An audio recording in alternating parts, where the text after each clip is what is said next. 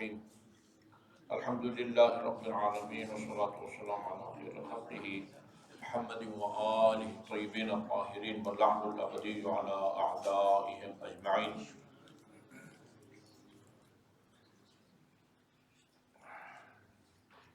کل میں نے دار الانوار کی جلد نمبر 66 سے ایک روایت آپ کی خدمت میں پیش کی تھی، جس میں بتایا گیا تھا کہ ایمان کے درجے ہیں، کوئی ایمان کے کسی درجے کے اوپر فائز ہے اور کوئی کسی درجے کے اوپر۔ جو بلند درجے پر فائز ہے اس کو جو کم درجے پر فائز ہے اس پر بوجھ نہیں ڈالنا چاہیے، نہ اس کو تانے دینا چاہیے، نہ اس پر تنقید کرنی چاہیے۔ اچھا، اس مضمون کی کئی روایتیں ہیں۔ کل والی روایت بھی صحیح و سند تھی، آج جو نسبتاً طولانی روایت ہے اس کو مختصر کر کے پیش کروں گا، وہ بھی تقریباً اسی حقیقت کی طرف اشارہ کرتی ہے۔ عمار بن ابی احوص کہتے ہیں قلت لابی عبداللہ، میں نے امام جعفر صادق علیہ السلام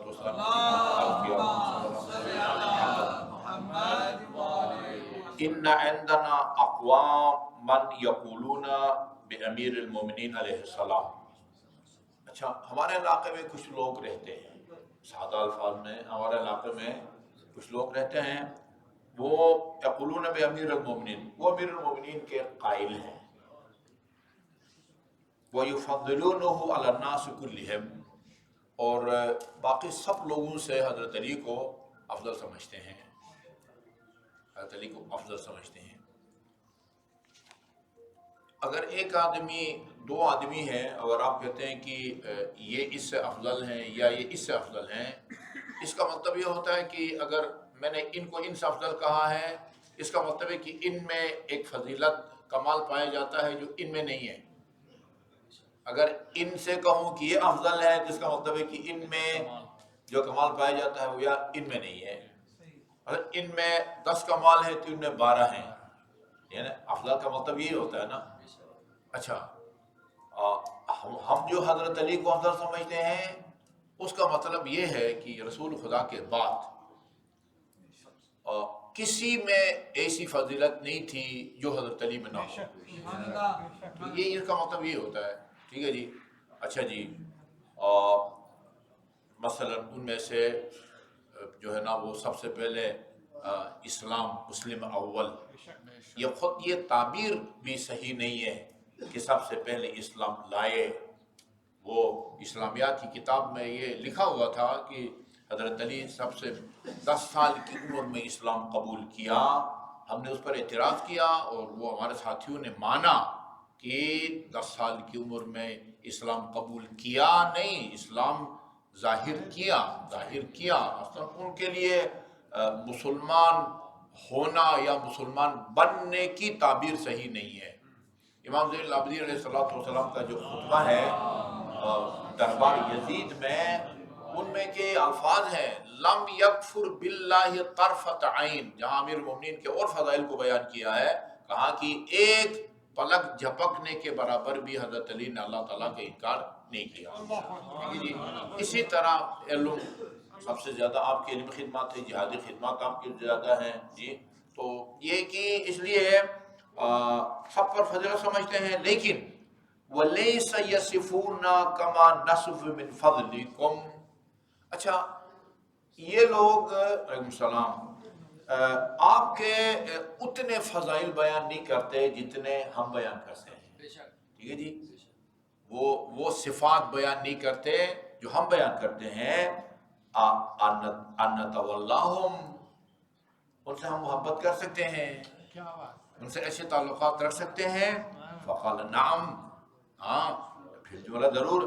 اچھا، بڑے دیکھو اس حقیقت کو جو ہم کل سے بیان کر رہے ہیں، کتنے واضح الفاظ میں امام نے فرمایا ہے الیس عند اللہ ما لم یکن عند رسول اللہ، کیا خدا میں کوئی ایسے صفات کمالات نہیں ہیں جو رسول میں نہیں ہیں؟ ہے نا، اللہ واجب الوجود ہے، رسول واجب الوجود نہیں تھے۔ اللہ رب ہے، رسول رب نہیں تھے۔ اللہ خالق اور رازق اور مدبر کائنات ہیں. رسول جو موجودات میں جن کا دوسرا مقام ہے اور مخلوقات میں جن کا پہلا مقام ہے، ان میں واجب الوجود ہونا، یعنی اس کا عین وجود ہونا، عین ہستی ہونا، وجود کا ہستی کا اس کے لیے ضروری ہونا، یہ صرف خدا کی صفات ہے. رسول واجب الوجود نہیں ہے، ٹھیک ہے جی، وہ رب نہیں ہے، رب صرف اللہ تعالیٰ ہے. اچھا، اسی طرح عجیب بات ہے، الیس عند اللہ عجیب ولرسول اللہ صلی اللہ علیہ وآلہ وسلم ما لیس عند اللہ. رسول کے پاس بھی کچھ کمالات تھے جو ہم اہل بیت کے پاس نہیں ہیں. وہ رسول تھے، یہ رسول نہیں ہے. وہ نبی تھے، یہ نبی نہیں ہے.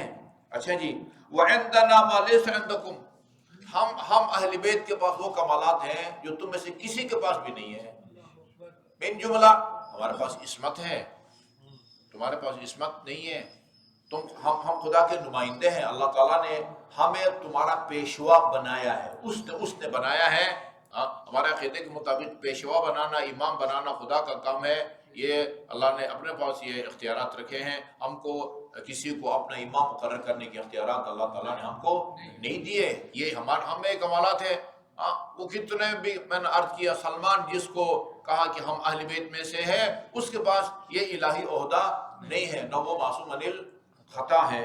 اچھا جی، وعندکم ما لیس عند غیرکم، تم ماشاءاللہ جو مجھ سے پوچھ رہے ہو، تم میں بھی خدا کا شکر کرو، ایسے کمالات پائی جاتے ہیں، خصوصیات پائی جاتی ہیں کہ جو دوسروں کے پاس نہیں ہے.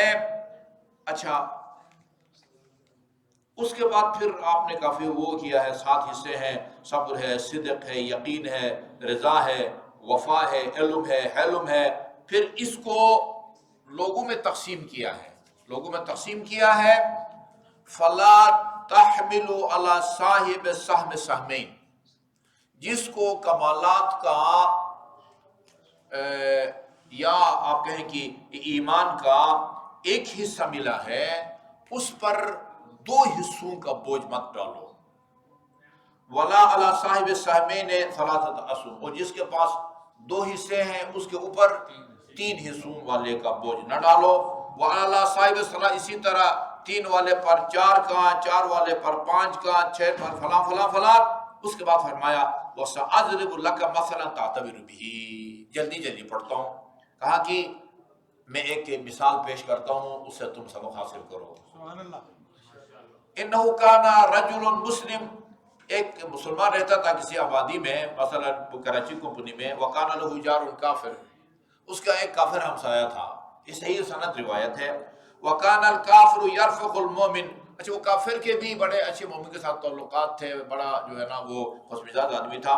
فَأَحَبَّ الْمُؤْمِنُ لِلْكَافِرِ الْإِسْلَامِ، مومن نے جو ہے نا تبلیغ شروع کر دی، اور اس کے دل میں نا اسلام کی آہستہ آہستہ محبت ڈالنا شروع کر دی اس مسلمان نے کافر کے دل میں.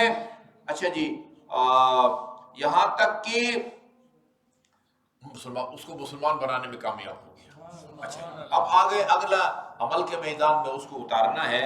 فغدا علیہ المؤمن، اچھا سویرے سویرے یہ مومن جو ہے نا وہ اس کافر کے دروازے پہ گیا. فاستخرجہ من منزلہ، اس کو گھر سے نکالا. وذهب به الى المسجد لیصلی معه الفجر فی جماعت، تاکہ پہلی دفعہ جو ہے نا وہ مسجد میں جا کے باجماعت نماز پڑھیں. فلما صلی، نماز سے جب فارغ ہوئے، لو قعدنا نذکر اللہ عز وجل حتی تطلع الشمس، اللہ نے توفیق دی ہے، صبح کی نماز کے بعد جو ہے طلوع آفتاب تک سب مسجد میں رہتے ہیں.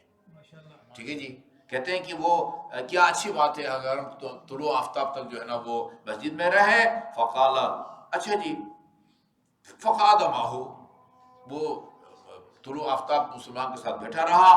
اچھا جی، اس کے بعد لو تعلمت القرآن لا، اچھا جی یہ میرے خیال میں ابھی تازہ ہوا ہے، ظہر تک جو ہے نا پھر میں تمہیں قرآن ہی پڑھاتا ہوں.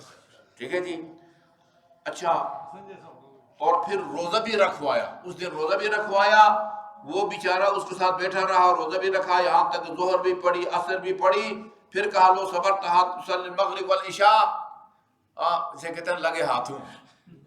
مغرب عشاء پڑھ کے چلتے ہیں تو اچھا جی وہ بھی ہو گیا. اچھا جی وہ تھک ہار گیا تھا اور وحمل علیہ ما لا یطیق ہے نا، یعنی اس کی قوت برداشت سے زیادہ بوجھ جو ہے وہ ڈال چکا تھا.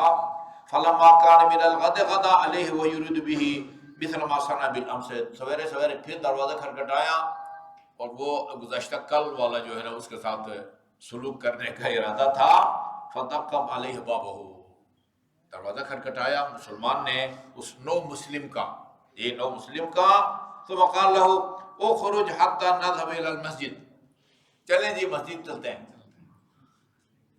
فاجاب ان انصرف عنی، اس نو مسلم نے کہا کہ سوری آپ واپس چلے جائیں، بڑے ادب احترام سے کہا کہ انصرف عنی جیا فإن هذا دین شدید لا اطیقه، یہ بڑا سخت دین ہے، میرے قوت برداشت سے جو ہے نا یہ باہر ہے. اچھا اصول کافی میں اسی کو میں نے پڑھا ہے. اس نے کہا کہ یار ان لی اہل، میرے جو ہے نا بیوی بچے ہیں، ٹھیک ہے جی، وہ میں نے کچھ کما کے ان کو دینا بھی ہے.